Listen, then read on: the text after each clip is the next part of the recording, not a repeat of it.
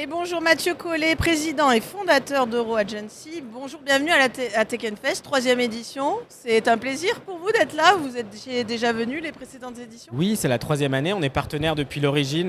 Voilà, moi, je suis grenoblois. On a beau être basé à Paris, à Bruxelles. Grenoble, c'est un bassin important pour nous. On a beaucoup de clients ici. Donc c'est tout naturel qu'on s'investit depuis le début auprès de Tech Fest et qu'on est partenaire. Voilà, c'est un retour à la maison, c'est super. Cette année, en 2026, vous affichez une carte des vœux très ambitieuse, puisque vous écrivez « On va mettre de l'harmonie dans le chaos ». On parle de réputation d'une entreprise. Comment ça devient un élément central et comment vous travaillez là-dessus avec vos clients entreprises? Déjà, l'harmonie dans le chaos, c'est un message qui pour nous est important parce que notre raison d'être, c'est donner de la maîtrise aux dirigeants dans un monde instable, parce que c'est l'essence même de notre métier en tant que communicant et conseil de dirigeants. Et donc l'harmonie dans le chaos, c'était aussi un clin d'œil au contexte actuel, géopolitique, national, bourré d'incertitudes et d'instabilité.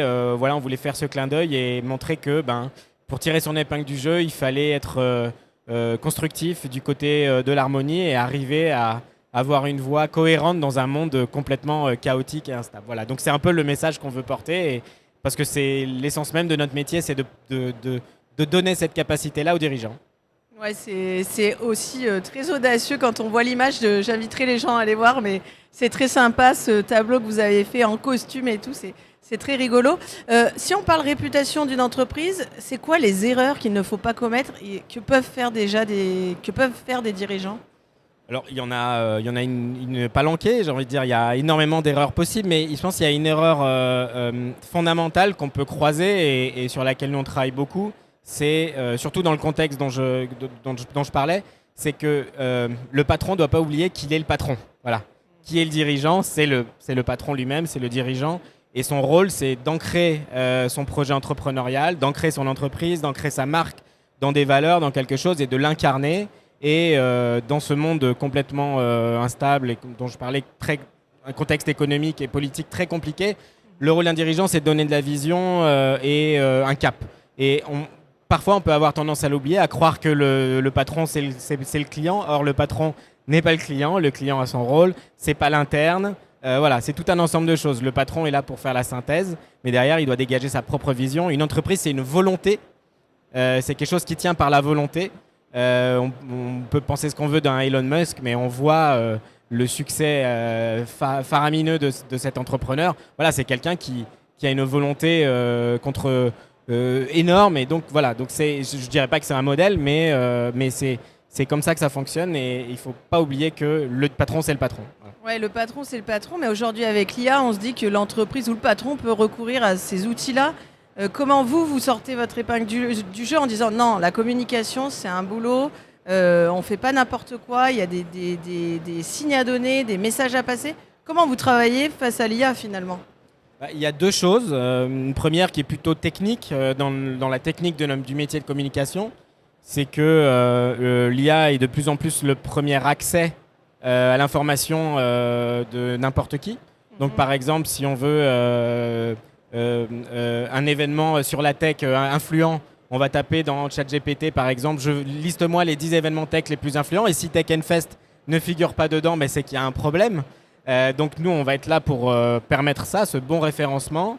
Donc ça, c'est un premier point. Et le deuxième point, je dirais, c'est plus en termes de stratégie, c'est que les choses se recentrent sur l'humain. Du moment où l'intelligence qui est quelque chose de plus en plus partagé, et que l'intelligence ne fait plus forcément la différence absolue, le lien, de la dimension humaine, la relation humaine redevient centrale.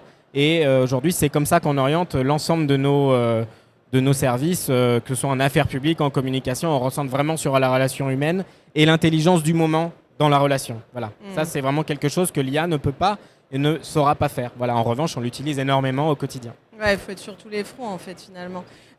Aujourd'hui, on le voit sur Tech Fest, la collaboration avec l'innovation est un facteur de réussite pour les entreprises. Qu'en est-il pour les pouvoirs publics? Peut-on parler de collaboration ou plutôt de dialogue? Comment construisez-vous la relation avec les collectivités, vous? Alors que ce soit les collectivités ou le gouvernement ou les institutions européennes, notre manière de fonctionner, c'est qu'on est en co-construction. C'est-à-dire qu'on va avoir des entreprises qui ont des problématiques économiques, concurrentielles, d'environnement réglementaire, législatif ou politique. Et on va co-construire des solutions avec le politique pour régler les problèmes. Mais depuis la dissolution en France et depuis l'arrivée de Donald Trump pour un deuxième mandat, les choses ont changé. On est plus dans le rapport de force, on est dans l'instabilité. Donc aujourd'hui, on a plutôt tendance à être une assurance vie pour nos clients par rapport aux politiques qui représentent un risque. Alors qu'avant, le politique était plutôt... Protecteur un peu. oui, était plutôt là pour aider les entreprises. Aujourd'hui, c'est devenu un risque, que ce soit au niveau géopolitique, que ce soit au niveau national, sur l'instabilité. Donc ça, c'est un vrai problème, c'est un vrai changement de paradigme. Et à cela, on ajoute le retard technologique européen, le déclin économique comparatif de la France et de l'Europe par rapport aux autres continents. On est dans un contexte extrêmement difficile. Et donc, voilà, notre rôle, c'est de pouvoir aider les entreprises à s'ancrer et à naviguer dans ces contextes, dans ces eaux très troubles.